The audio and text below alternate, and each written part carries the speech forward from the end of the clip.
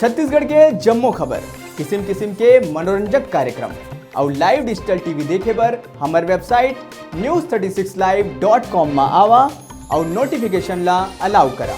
जय जोहार।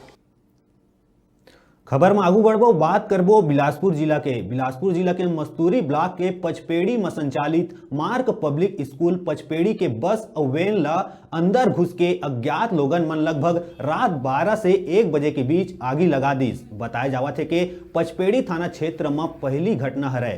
कहीं न कहीं चुनावी माहौल के फायदा उठा के ऐसे आगजनी के घटना ला अंजाम दिए गए है। साक्ष्य के आधार में पचपेड़ी पुलिस जांच में जुट गए है।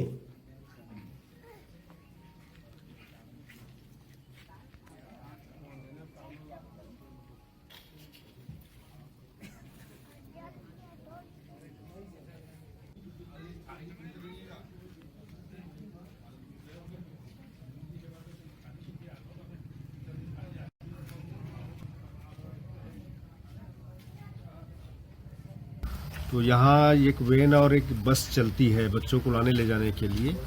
4 बजे शाम तक चलती है, उसके बाद में बस को खड़ी कर देते हैं स्कूल के प्रांगण में।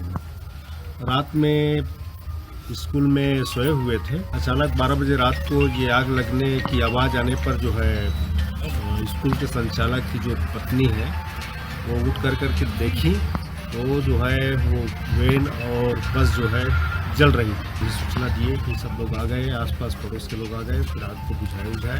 लगभग 12 बजे के बीच का टाइमिंग था और